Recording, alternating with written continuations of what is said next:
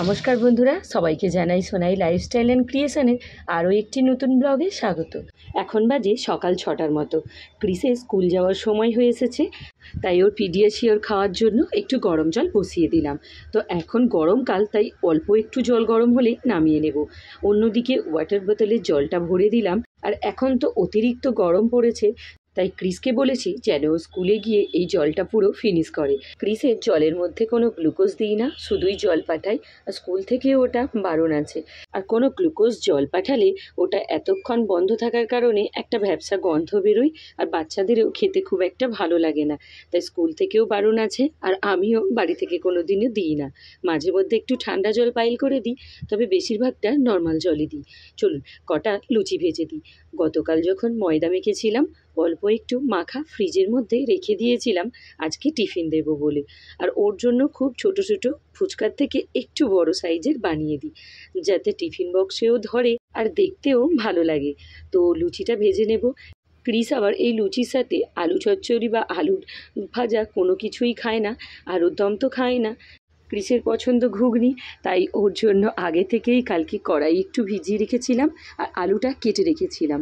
কারণ সকালে এত কিছু করতে গেলে অনেকটাই সময় লেগে যাবে আর অনেক তাড়াতাড়ি উঠতে হবে।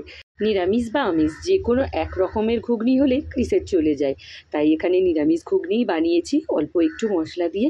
শুধুমাত্র ওপর থেকে ছোট ছোট করে পেঁয়াজ কেটে দিয়েছি। ও এই কুচি কুচি করে পেঁয়াজ দিলে সেটা ভীষণ পছন্দ করে।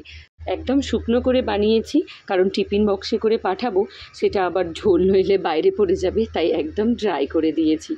এইভাবে টিফিন বক্সটা গুছিয়ে বেশ খানিকক্ষণ বাইরে রেখে দেবো ঠান্ডা হওয়ার জন্য। সেই সময়ের মধ্যে আমরা রেডি হয়ে নেব। এবছর গরমের ছুটির আগে ওর আর 1-1.5 মাস স্কুল হবে, তো এর জন্য আর কোনো রিক্সা পাইনি। তো এই 1-1.5 মাস ওকে আমরা বাইকে করে স্কুলে দিতে যাব। হ্যাঁ, আমার হাতে। হ্যাঁ, তুমি দিয়ে চলে যাও।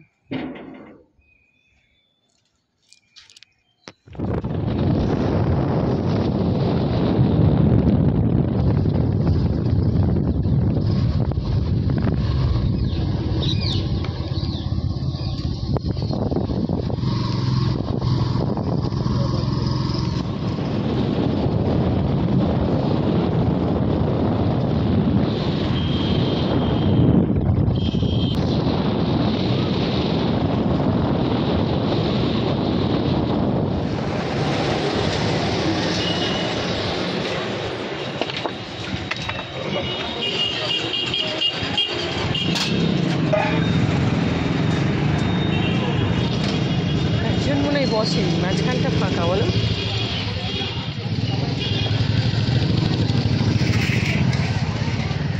ক্রিসকে স্কুলে পৌঁছে দিয়ে আমি আরও বাড়ি ফেরার সময় একটু মাছের বাজার করে নিয়ে একবার বাড়ি ফিরলাম। এই সপ্তাহে রবিবার দিন আর বাজার করতে যাওয়া হয়নি, কারণ এই সপ্তাহে আমরা সেই বাড়িতে ছিলাম। তো আজকে সকালবেলা সেই জন্য আমাদের এখানে ডায়মন্ড পার্ক থেকেই বাজার করে আনলাম। আর আজকে অনেক কিছু রান্না করারও আছে। একদিকে দেখালাম আপনাদেরকে, ডালটা বসিয়ে দিয়েছি। আমরা যখন বেরিয়েছিলাম মা সেই সময় ডালটা সেদ্ধ করে রেখেছিল, তাই একটু তাড়াতাড়ি হলো।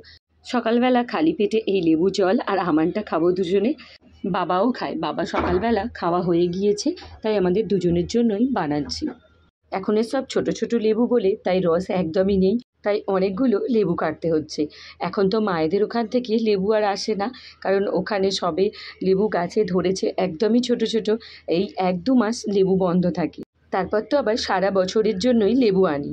চলুন, এবারে 2টো গ্লাস রেডি হয়ে গিয়েছে। কিসের পাপা আর আমি দুজনে খেয়ে ফেলি। তো আমি রান্না করতে করতেই খাবো, আর ও পাশে এখন খেয়ে তারপর আবারও এক্সারসাইজ করবে। আগে তো হাঁটা হতো যখন ওকে স্কুলে দিয়ে ফেরার সময়, এখন আর বাইকে করে যাচ্ছি, তাই আর হাঁটা হচ্ছে না। তবে কয়েকদিন পর থেকে যখন ওর স্কুল ছুটি পড়ে যাবে, তখন থেকে আবার হাঁটা শুরু করব। আর আফটার সামার ভ্যাকেশন আমরা তো ওকে আর বাইকে দিতে যাব না, তখন হয়তো নতুন ফ্ল্যাটে শিফট হয়ে যাব, তখন ওখান থেকে বাসে করে দিতে যাব, তখন আবার হাঁটা শুরু হয়ে যাবে। তো চলুন এখন চিংড়িগুলো ছাড়িয়ে নিই। তো চিংড়িটা এখানে কাটছি, চিংড়ির ঝাল করব বলে না, এটা কাটছি। এখন ঢ্যাঁড়স চিংড়ি বানাবো আর কুমড়ো পুঁই শাক বানাবো, তার জন্য একটা মাছের মাথা ভেজে রেখেছি। আপনাদের এখানে মনে হতেই পারে যে আমি ওখানে ডাল করলাম, অন্যদিকে ভোলা মাছের ঝাল বানালাম, আবার ঢ্যাঁড়স চিংড়ি কুমড়ো পুঁই শাক এত কিছু কেন বানাচ্ছি। এত কিছু রান্না আজকে সকালের জন্য হচ্ছে না। এই যে ঢ্যাঁড়স চিংড়িটা করব, এটা আজকে রাতের জন্য। আর কুমড়ো পুঁই শাকটা বানাচ্ছি আগামীকাল সকালের জন্য, কারণ আমাদের এখন একটু প্রবলেম হয়ে গেছে একটা সিলিন্ডারের জন্য।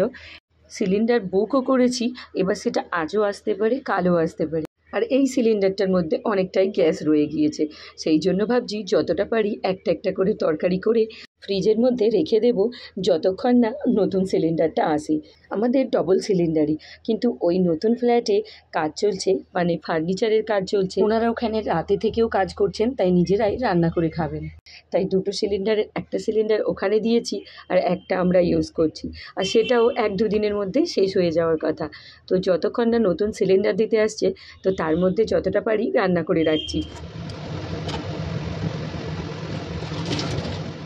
এইবারে যখন সে বাড়িতে গিয়েছিলাম, তো ফার্নিচারের কাজ করবে জেনেই সেই মতো সেখানে একটা সিঙ্গেল ওভেন ছিল, সেটাকে ভালো করে রেগুলেটর পরিয়ে নিয়ে এসেছিলাম।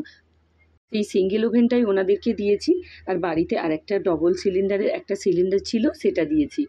ওটা দিয়ে ওনাদের কাজ চলে যাচ্ছে।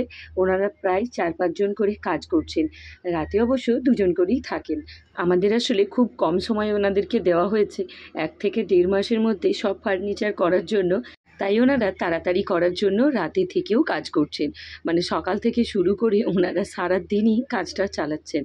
এখন আমাদের এই বাড়ির যে অবস্থা হয়ে আছে সেটা আপনাদেরকে নেক্সট ভিডিওই দেখাবো।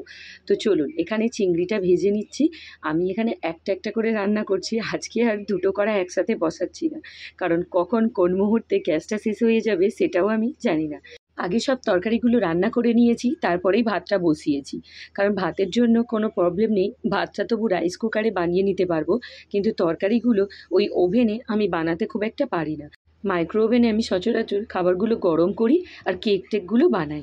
মাইক্রো ওভেনে আমি কোনো দিনও রান্না করিনি। ওই একদিন গ্যাস শেষ হয়ে গিয়েছিলো, সেদিনকেই যা ওই মাছের ঝালটা বানিয়েছিলাম। সেখানে আবার আলুটাও আমি এরম রাইস কুকারে সেদ্ধ করে নিয়েছিলাম, আর মাছটা একটু একটু করে ভেজে নিয়েছিলাম।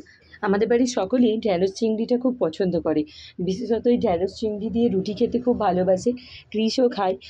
ক্রিস তো ভাতের সাথে ঢ্যাঁড়সটা খায় না, কিন্তু রুটির সাথে আবার ভালো খায়। এখনও গ্যাসটা আছে দেখে মাকে বললাম লাউটাও কেটে দাও, তো লাউ চিংড়িটাও বানিয়ে নেব। লাউ করতে আবার বেশিক্ষণ সময় লাগে না, লাউ তো প্রেশার কুকারে বেশি করে সিটি দিয়ে নিয়ে একটুখানি কষিয়ে নিলেই হয়ে যায়। তাই লাউটা বানিয়ে নেব। কুমড়ো পুঁই শাকটা তাহলে আজকে খেয়ে নেব, আর লাউটা আগামীকাল সকালে খাবো। আগামীকালও যদি না গ্যাসটা শেষ হয়, তাহলে আবার আগামীকালও রান্না করে নেব পরের দিনের জন্য। আর নতুন সিলিন্ডার দিতে আসার আগে যদি শেষ হয়ে যায়, তাহলে তো মাইক্রোওয়েভ রয়েছে, ওতে মাছটা ভেজে নেব আর রাইস কুকারে ভাতটা করে নেব। সেই সকালে ক্রিসকে দিয়ে এসে 7টার দিকে রান্না বসিয়েছি। এখন বাজে 9:30 মতো, এখনও রান্না চলছে। তো এবার স্নান টান করে নেব, নিয়ে টিফিন খেয়ে ক্রিসকে আবার আনতে যাব। তো চলুন, আজকের এই ভিডিওটা এখানেই শেষ করছি। ভিডিওটা আপনাদের কেমন লাগলো অবশ্যই কমেন্টসে জানাবেন, আর ভালো লেগে থাকলে লাইক, শেয়ার অ্যান্ড সাবস্ক্রাইব করতে ভুলবেন না।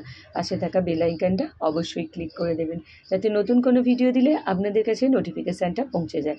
তো টাটা বন্ধুরা, দেখা হচ্ছে নেক্সট ভিডিওয়। ততক্ষণ সবাই সুস্থ থাকবেন, ভালো থাকবেন, সাবধানে থাকবেন। আর ফেসবুক থেকে ভিডিওটা দেখলে অবশ্যই চ্যানেলটা ফলো করে দেবেন।